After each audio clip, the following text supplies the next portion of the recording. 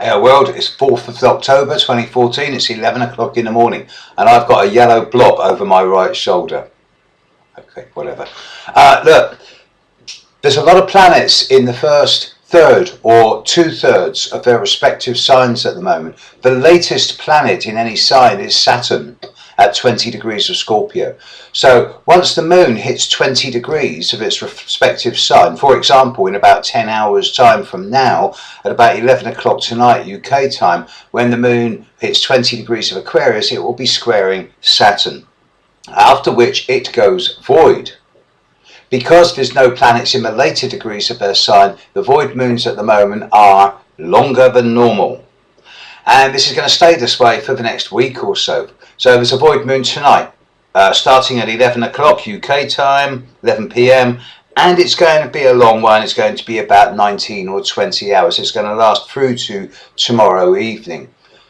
So the next 24 hours after tonight, in about 12 hours time, is going to be time to do the filing. And it's going to be Mercury retrograde, of which more in a moment. But as of tomorrow, I'm going to be doing a set of videos on the coming eclipse singular.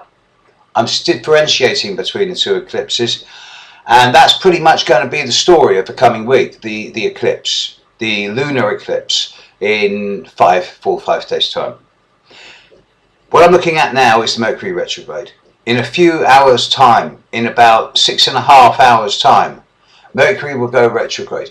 Classic Mercury retrograde states that when Mercury is retrograde, mail gets lost, emails don't happen, phone calls get lost, communication misunderstandings, and that's as may be. That's lore.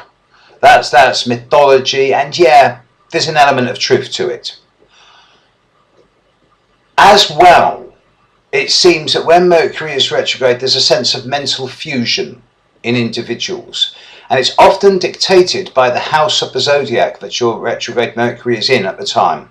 It's in your chart. Have a look at your chart, see which house the area of 16 degrees of Libra to 1 degree of Scorpio is in, and then you can expect over the coming 2 or 3 weeks a great deal of retrospective analysis, reflection, reassessment, consideration and evaluation from a different perspective, and a lot more different types of thought, feeling, word, idea, vision, not plan, detail or logic. As we get towards the end of the Mercury retrograde around the 25th, so all of these thoughts and feelings and ideas and visions can start turning into schedule, blueprint and plan. And from then on, I think that things will start becoming a lot clearer. But until that time, no, it's going to get a bit messy in terms of uncertainty and confusion over the coming 2 to 3 weeks. And here's where I sometimes get a little bit angry with the universe, because I do somehow subtly sense the patterns that the universe is not so much imposing upon us, but providing us with. And I just find it both ironic and somewhat disturbing that the 2 big eclipses of the next few weeks that are going to have major changes in the world are both happening on a Mercury retrograde. So I don't think we're going to get the full impact of it. I don't think we're going to get the full clarity of it.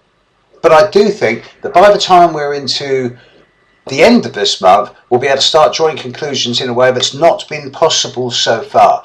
Also, I think by the end of this month, we're going to all have a lot more information about the reality of the world around us, to an extent what's been going on, more so than we have now. And I suspect that by the end of October, there's going to be a great deal more, not only clarity, but hopefully simplicity being evident in the way that our world is run. And not a moment too bloody soon. Okay, catch you later, maybe later today. Bye.